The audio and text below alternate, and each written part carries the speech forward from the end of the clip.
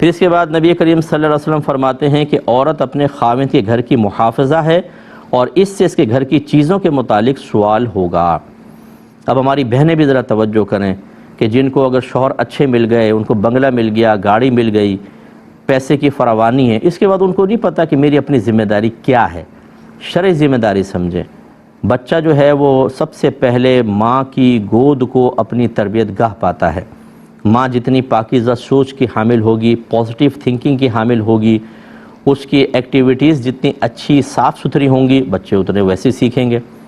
چنانچہ اگر ایک عورت ہے وہ مطلب علم دین سے عاری ہے اور وہ اپنی کم علمی یا جہالت کی بنا پر خطائیں کر رہی ہے، گناہ کر رہی ہے، خلاف شرع کام کر رہی ہے، یا بد اخلاقیوں کی وجہ سے شوہر کی زندگی عذاب بنائی ہوئی ہے پورے گھر کی، اور بچے اس کو سیکھ رہے ہیں، تو یہ گناہ جاری ہے عورت کے لیے۔ لہذا عورت کی ذمہ داری کیا ہے؟ پہلے شوہر کے اعتبار سے میں عرض کر دیتا ہوں، اس کے مال کی حفاظت کرنا۔ شوہر کا مال اس کی اجازت کے بغیر عورت کہیں نہیں دے سکتی ہے۔ اپنی پاکٹ منی میں خود مختار ہے، لیکن اگر شوہر کا مال ہے تو اس میں دو چیزیں ہوتی ہیں کہ اگر وہ کہیں دینا چاہتی ہے، اس کو یقین ہے کہ شوہر اس پہ ناراض ہوگا، پھر تو دینا ہی گناہ ہے، چاہے آپ مسجد میں دیں، شوہر سے پوچھ کے دینا ہوگا۔ اور اگر یقین ہے کہ شوہر ناراض نہیں ہوگا، تب بھی پوچھ کر دینا افضل ہوتا ہے، بغیر پوچھے دے گی تو آدھا ثواب ہوگا، یہ حدیث میں ہے۔ لہذا پورا ثواب حاصل کرنے کے لیے اپنے شوہر کو بتانا ہوگا۔ بعض خواتین تھوڑا بہت گھر سے پیسہ بچا کے اپنے میکے میں دیتی رہتی ہیں۔ اپنے ماں باپ کی، بہن بھائیوں کی مدد کرنا کوئی بری چیز نہیں ہے، لیکن اس چوری کی طرح کے انداز سے کرنا اور شریعت کے اس تقاضے کو ملحوظ نہ رکھنا، یہ سمجھ لیں شوہر کے مال میں امانت کے بجائے خیانت کا ارتکاب ہے، اور اس پر بھی بہنوں کی گرفت ہوگی۔ دوسری عورت کی ذمہ داری ہے اپنی عصمت اور عزت کی حفاظت کرنا۔ جب ایک عورت کی شادی ہو جاتی ہے تو اس کا ہنسنا، اس کا مسکرانا، اس کا میک اپ، اس کا لباس، اس کا ہیئر اسٹائل، اس کی لپسٹک، اس کی نیل پالش صرف اپنے ہسبینڈ کے لیے ہونی چاہیے۔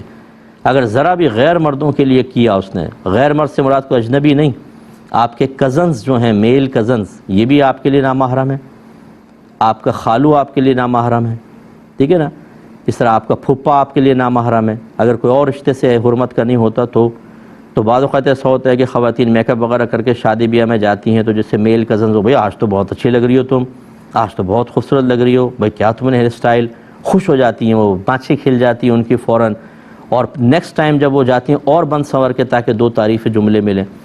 اس میں کبھی شوہر کی بے ذوقی کا بھی بڑا دخل ہوتا ہے، اس کا انکار نہیں ہوتا کہ وہ اپنی بیوی کی تعریف کرنے کے لیے تیار نہیں ہوتا۔ اگر بیوی بند سنور کے تھوڑا سامنے آئے کہ شوہر دو جملے بولے اور آنے لگے، ارے ہٹو بھئی نیوز دیکھنے دو ذرا، شوہر نے تعریف نہیں کی، لیکن جب وہ شادی میں گئی تو کزن نے بڑی تعریف کی۔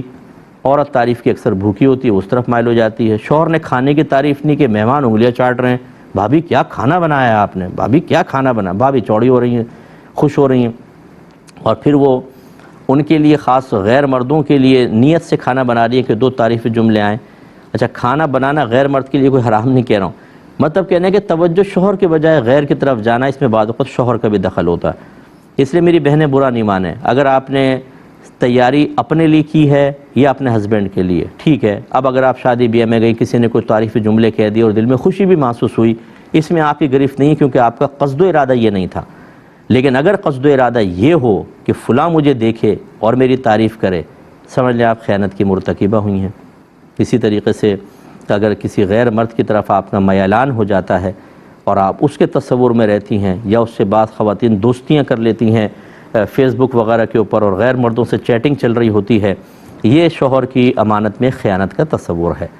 اور پھر بعض تو اللہ تعالیٰ ہماری ایسی بہنوں پر کو ہدایت بھی عطا فرمائے، رحم فرمائے، کیونکہ میں ایز اے مفتی ورک کر رہا ہوں، کتنی خواتین ایسی ہیں جو زنا کی مرتکبہ ہو جاتی ہیں، کیونکہ وہ کسی سے دوستی کرتی ہیں، پھر وہ آگے معاملہ بڑھتا ہے حتیٰ کہ زنا تک پہنچ جاتی ہیں، اور اس میں تو پھر برود قیامت شوہر کھڑا ہوگا اور خاتون کھڑی ہوں گی، اور جس شخص کے ساتھ یہ معاملہ ہوا اسے بھی کھڑا کیا جائے گا، اور اب احتساب ہوگا۔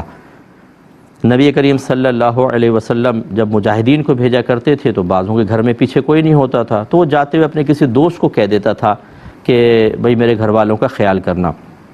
ابھی لیڈر کا کام ہوتا ہے کہ وہ نفس و شیطان کے تمام راستوں کو بند کر دے، حالانکہ وہ سب سے پاکیزہ دور تھا۔ تو نبی کریم صلی اللہ علیہ وسلم نے فرمایا کہ جو اپنے کسی دوست کو، بھائی کو اپنے گھر والوں کی حفاظت کے لیے چھوڑ کر جائے اور وہ اس کے اہل خانہ کے ساتھ کوئی خیانت کرے، تو بروز قیامت انہیں سامنے کھڑا کیا جائے گا اور اللہ تعالیٰ اس کا بدلہ دلوائے گا۔ اس لیے تھوڑا سا احتساب بہت ضروری ہے، ہماری بہنیں اپنا احتساب کریں۔ اسی طرح سبزی والے سے گفتگو، قصائی سے گفتگو، فلاں سے ہنس کر اور اس کو مطلب یہ کہ اس کے ساتھ نرمی کے ساتھ گفتگو کہ کسی کے دل میں خواہ چور پیدا ہو جائے اور اس کے دل میں شر پیدا ہو جائے، اس میں احتیاط کرنی چاہیے۔ میں یہ نہیں کہہ رہا ہوں کہ ڈنڈا اٹھا کے مارے، میں نہیں کہہ رہا ہوں کہ بہت ہی سخت لہجہ رکھیں، لیکن اتنا بھی نرم نہ ہو اور ایسا بھی رویہ نہ ہو کہ خواہ سامنے والے کا دل جو ہے وہ مائل ہو۔ مرد حضرات کا ویسے دل بڑا کمزور سا ہوتا ہے، کوئی عورت اگر دیکھ کے بھی چلی جائے وہ کہتا ہے شاید میرے کو کمال ہے کہ متاثر ہو گئی، دیکھ کے گئی ہے مجھے۔ عجیب ہی مطلب یہ کہ وہ فوراً خوش فہم مبتلا ہو جاتے ہیں۔ ایسے ہماری بعض بہنیں جاب کرتی ہیں مختلف جگہ، اگر آپ کی شرعی مجبوری ہے جاب کرنا تو آپ کو شریعت منع نہیں کرتی، لیکن اب جاب جہاں پر آپ کر رہی ہیں وہاں پر اگر غیر مردوں کے ساتھ ہنسی مذاق ٹھٹا اور مطلب یہ کہ دیگر معاملات، اس کی کس نے اجازت دی تھی؟ یہ اگر ایسا معاملہ ہوا، یہ بھی ایک خیانت کے پہلو اس میں بنتا ہے۔ نبی کریم صلی اللہ علیہ وسلم نے فرمایا کہ کوئی عورت اپنے شوہر کی اجازت کے بغیر کسی غیر مرد کو گھر میں داخل نہ ہونے دے۔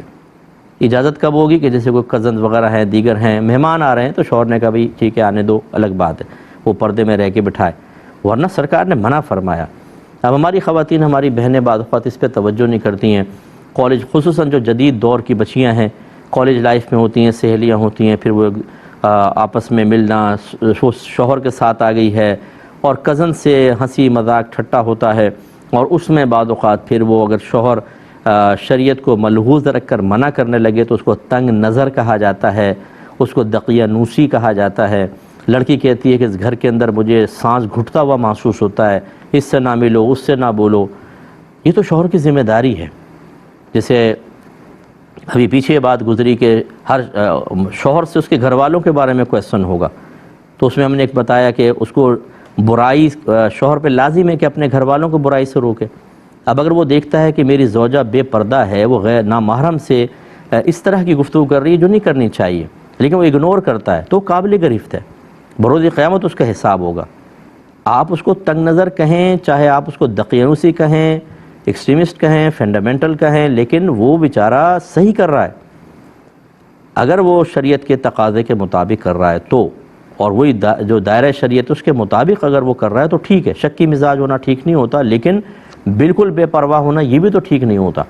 اس میں ہماری بعض بہنیں برا مان جاتی ہیں، بعض اوقات تو طلاق کے مطالبے ہو جاتے ہیں کہ بھئی بڑی سی زندگی تنگ کر دی، ہماری بچی کی طلاق دے دو، تم چھوڑ دو۔ کیا چاہتے ہیں آپ کہ اللہ تعالیٰ اس کے رسول صرف آپ کی بچی کی مرضی کے لیے تمام قوانین کو سمیٹ دیں اور اسے ہر طرح کے افعال کی اجازت دے دی جائے؟